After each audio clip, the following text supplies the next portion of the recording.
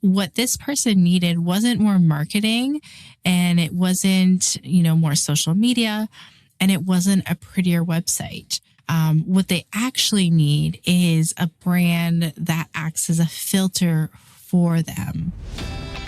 Welcome to the Self-Made Life Podcast, the show for entrepreneurs who are building a business and life they actually love.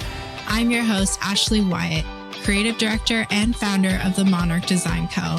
And I believe that the right brand, the right systems, and the right strategy can change everything.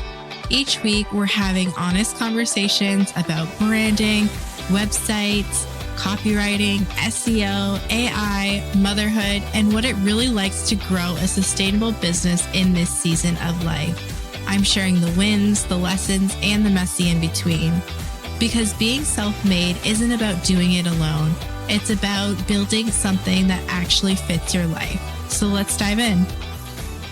Hello, friends. Welcome back to another episode of the Self-Made Life Podcast. I'm your host, Ashley Wyatt from the Monarch Design Co.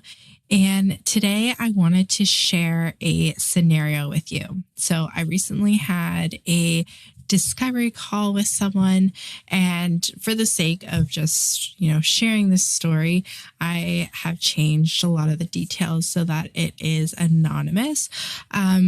But essentially, imagine someone who is really good at what they do, like genuinely, like really, really excellent. And they've been doing it long enough to have the data and are seeing client results that basically prove, okay, the work works and clients love them.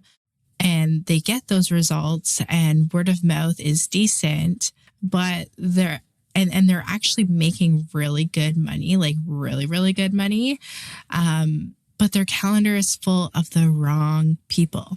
So they're working nights, they're working weekends, they're taking on clients that they tolerate instead of clients that they love. And because every time, a spot opens up, there's this little flash of panic and, what if no one fills it? So what if I need this person's money? And so they say yes, and they know that they should say no. So I had a discovery call recently and I just sat with it afterwards. And I kept on thinking about it because this person's situation isn't unusual. It is so common among established business owners who have outgrown their DIY brand and website and just haven't made the leap yet. And I want to talk about it today because what this person needed wasn't more marketing, and it wasn't, more social media, and it wasn't a prettier website. What they actually need is a brand that acts as a filter for them. So the right people can find them and the wrong people would just know that they weren't for them. And that is what we are getting into today. And it's all about branding and positioning and making sure that you are aligning yourself with the right people. So the placeholder brand and website is actually the problem. So I want to introduce you to a term that I've been using with clients lately, and that is placeholder brand or website. So a placeholder brand is exactly what it sounds like. It's a brand or a logo or a website, maybe some colors thrown together. And that exists primarily just to prove that you're legitimate. And it says, I am a real business, just enough that people don't think that you're a scam. It's functional. Yes, it does the job, kind of. But it was never really built to attract. It was just really built to exist. And here's the thing about placeholder brands.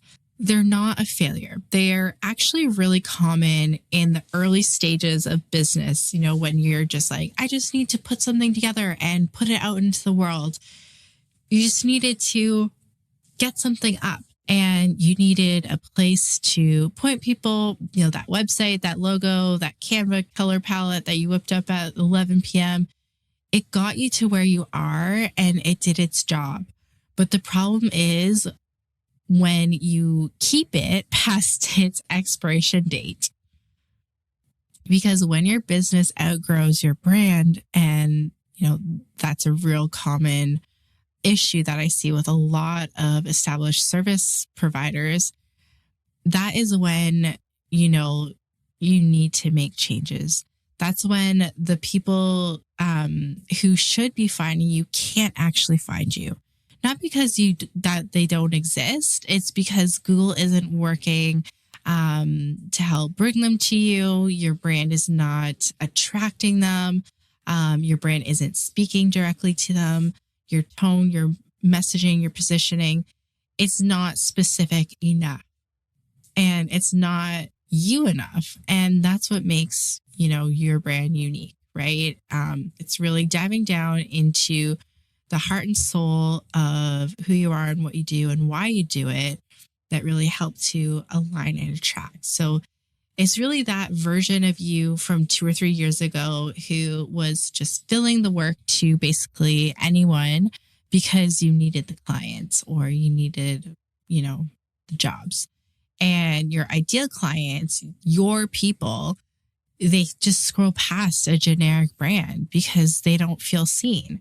They don't feel that pull of, oh, this is for me, because nothing in it is talking directly to them. So what happens from this? So basically you end up on directories or on platforms.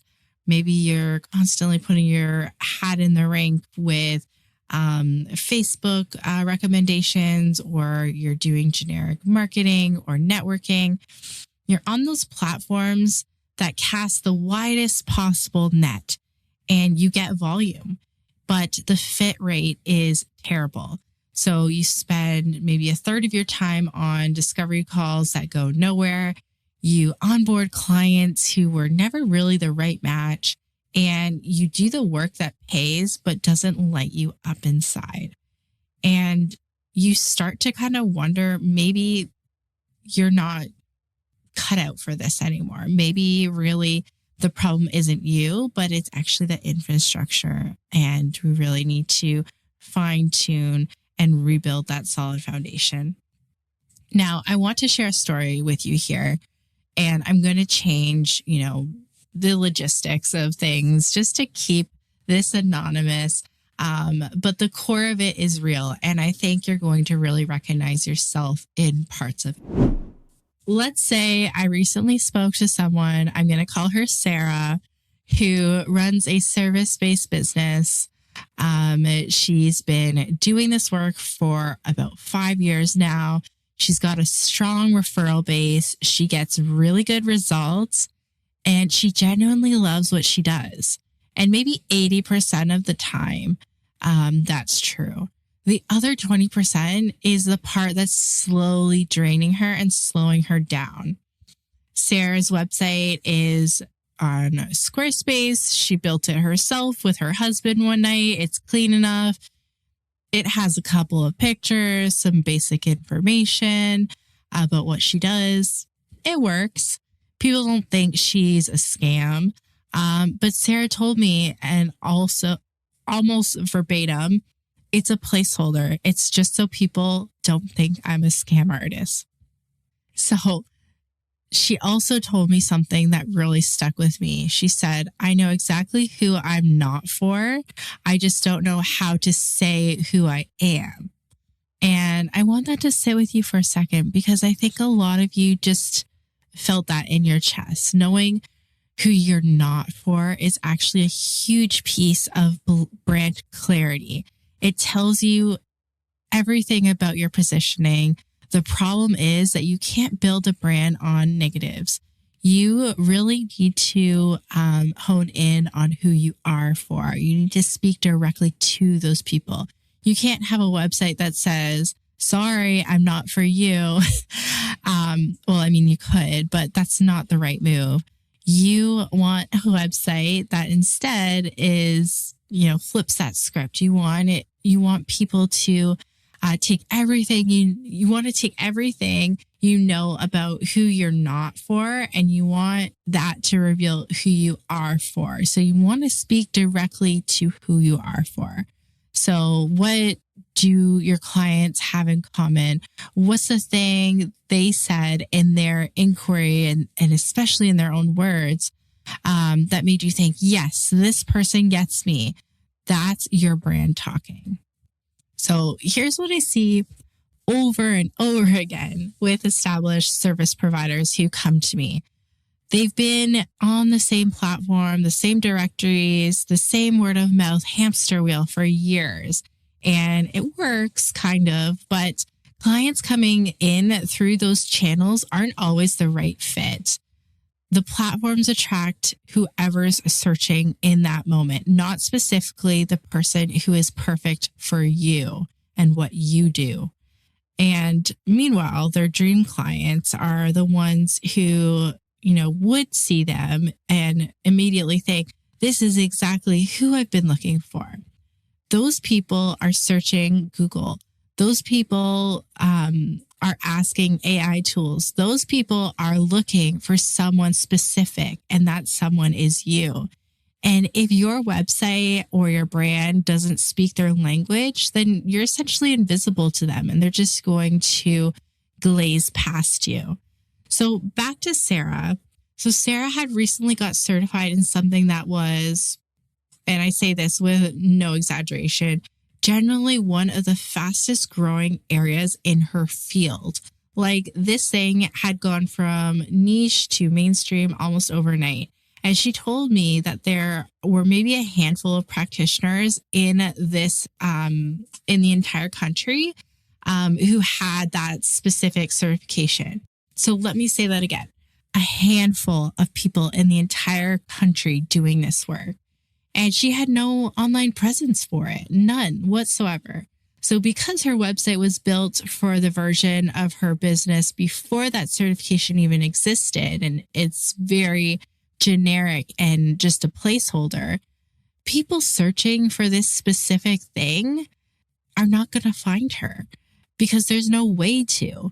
So not because she, wasn't doing exactly what they needed, but because the infrastructure and her foundation is not where it's meant to be, and it's not in alignment for her to be found by the right people. That is essentially the gap where she is and where she could be. And it has nothing to do with her skills, her results, her work ethic. It's purely a visibility and positioning problem. So here's what we're actually, solving and what that looks like. So when we build a website with SEO in mind, and I mean really building it in, not just checking a box, we're thinking about specific language your ideal clients uses when they're looking for help.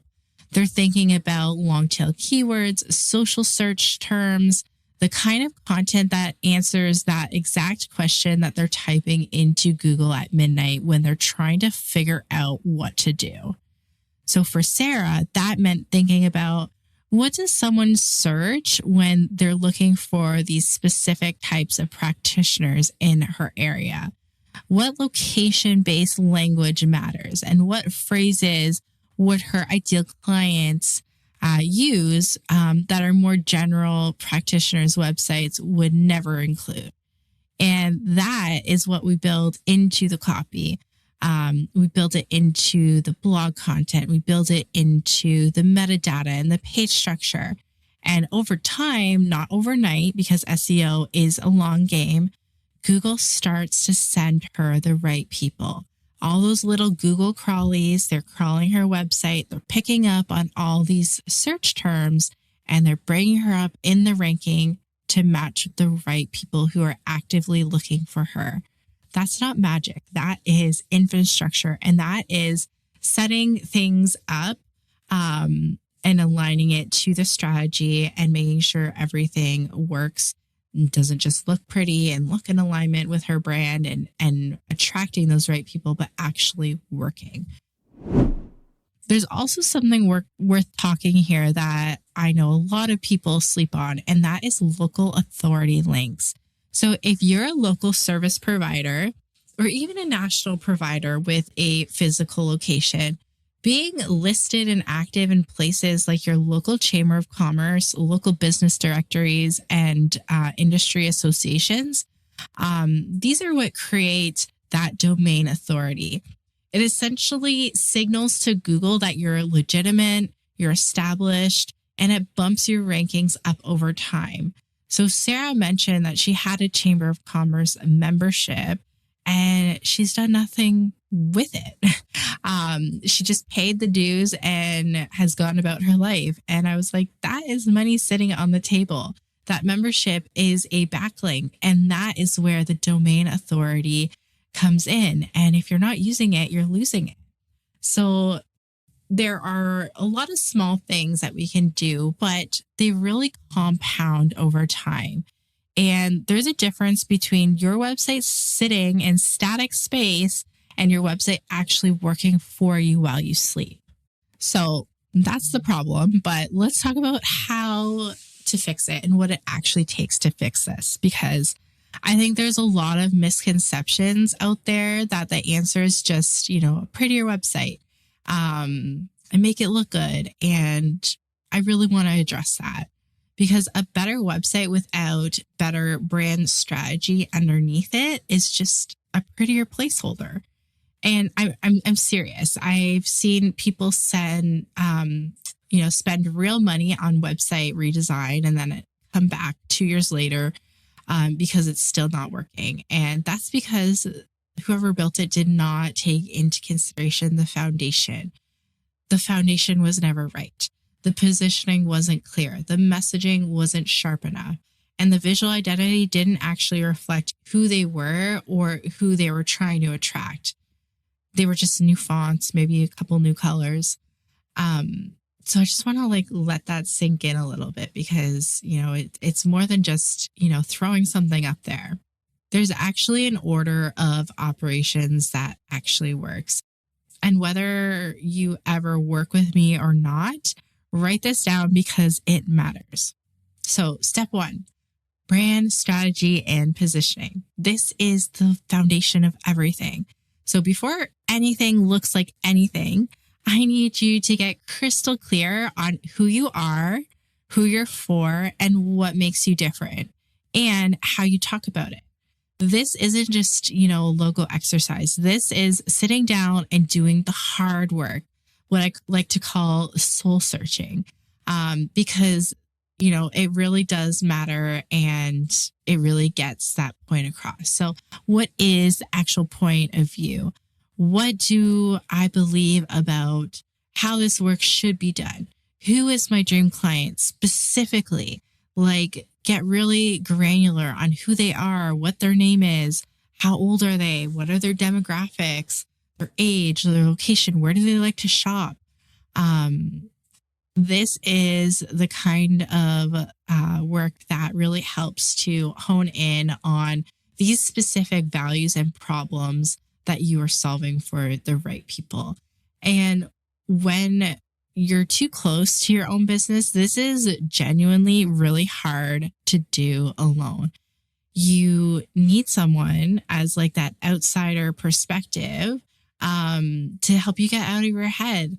And that's where a brand strategist or a copywriter comes in, not just to write your about page, but to help you really find the through line that ties everything together and not only sounds good, but resonates with who you're wanting to talk to, attract, and also work with the SEO side of things and those keywords.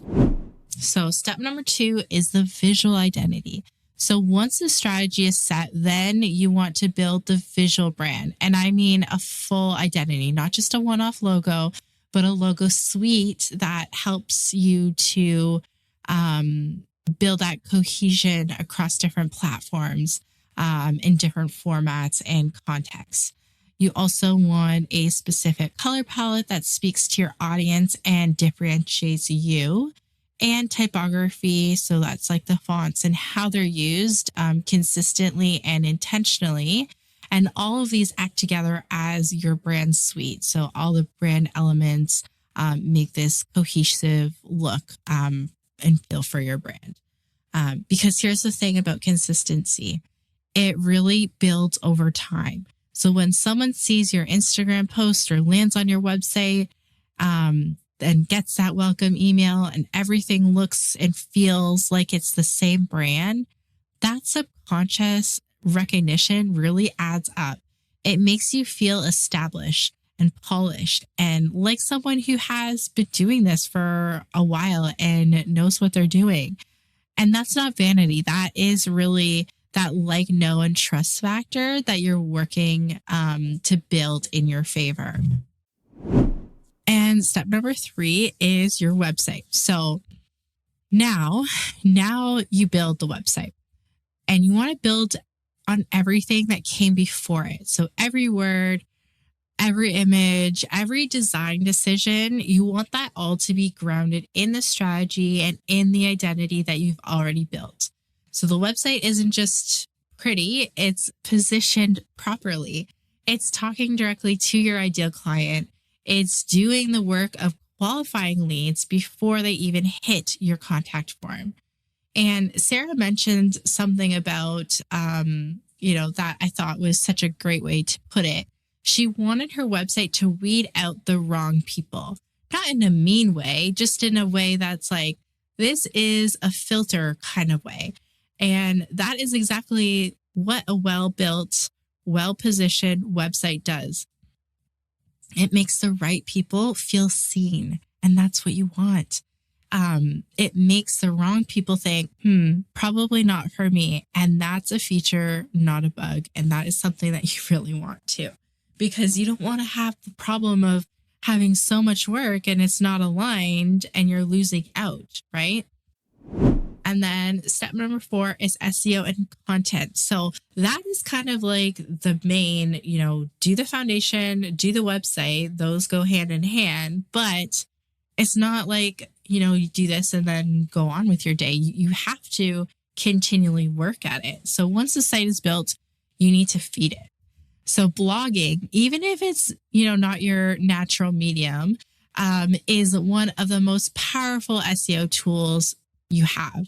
So it's short, direct, conversational content that really helps to answer real questions that your ideal clients are searching for. You don't have to write essays. You don't even have to be gifted to write. You just have to be useful and specific. And I like to say, think about writing for the robots, not normal people. Those are the things that will help with SEO, the robots that crawl your site and decide where to rank you. And, with that relevant content that pops up, they can send people your way. They love that consistency. They love keywords and they love fresh content that's relevant to what they're actually actively searching for. So this is a long game. It takes months to build that momentum, but once it's going, it really works for you in the background while you're sleeping, while you're with clients, while you're just out living your life. And you're not constantly trying to figure out the algorithm game. I mean, it is kind of algorithmic, but it doesn't expire after 24 hours. It has a longer shelf life. Which is what you want. And it helps to build that domain authority, which you also want. So at the end of every discovery call, I like to ask this question. If we had a magic wand and everything that we worked on together was done, what would make this a home run for you? What does the other side look like? And I love this question because it cuts through the noise. It gets people out of their tactics of the logistics and the nitty gritty and into the actual why. And the answers are almost never what you'd expect. And when I asked Sarah this question, here's what she said, and I'm paraphrasing, but this is basically it.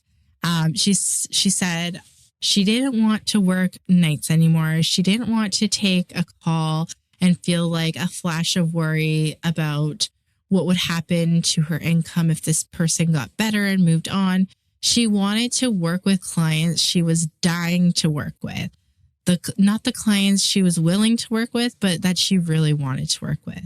And she wanted 75% of those people who reached out to be a good fit instead of the 1%. And she said, I love my work 80% of the time. I want the other 20% to feel the same. So that answer had nothing to do with a website, and it had nothing to do with a logo. But building the right brand, getting the right positioning, making the website work as a filter, doing the SEO work to attract the right people, that is the infrastructure that makes that answer possible. The branding and the website and the strategy aren't the goal. That is the path to the goal. And the goal is a business that feels good to run, that gives you your time back, that fills your calendar with people that you get excited to work with. So I want to ask you the same question right now. If everything was handled, brand, website, positioning, all of it, what would make this a home run for you? And really think about it, not just, a tactical answer, but the real answer. Because that is what we're building towards. And every decision you make about your brand, every investment, every strategic choice should be in service of that answer. So if you heard yourself at any point in today's episode, if you, have a placeholder and that's past its expiration date, if your calendar is full, but not with the right people, if you know exactly who you are not for, but can't quite put into words who you are for, that's where we can start. And the fix isn't always massive. Like sometimes it's a positioning shift, a website refresh. Sometimes it's a full, rebrand and, rebuilding that foundation. Sometimes it's starting with your SEO and your content. The entry point is different for everyone, and that's okay. What matters is that you stop waiting to sort itself out, because it won't. The placeholder brand stays placeholders until someone makes a decision to change that. So if you want to figure out your next steps and what that looks like for you, you can book a discovery call. I will link it in the show notes, but it's themonarchdesign.co/contact. And let's have a real conversation. No pressure, no weird sales stuff. I just really want to, help you figure out what your next steps look like and whether or not I'm the right person to help you do that. And if I'm not, I am more than happy to refer you to someone else. Maybe it's copy that you really need support on. I will gladly refer you to a copywriter. Maybe it's brand photography or something else. I'm always happy to make those introductions if I'm not the right fit. And if you want to share your magic wand answer with me, genuinely, I would love to hear it, because that's my favorite, to really get clear on your goals and, helping you to reach them. Send me a DM on Instagram. Tell me what that home run looks like for you. And just know I read every single one. All right, that's it for today. I'll talk to you next week. Bye. Thanks so much for hanging out with me today on the Self-Made Life podcast. If you loved this episode, share it with a friend, leave a review, or hit follow so that you never miss an episode. Want to work together or grab some free resources? You can always find me over at www.themonarchdesign.co/podcast. Until next time, keep dreaming, keep building, and go create your self-made life. This podcast is produced, mixed, and edited by Cardinal Studio. For more information about how to start your own podcast, please visit www.cardinalstudio.co or email Mike at mike@cardinalstudio.co. You can also find the details in the show notes.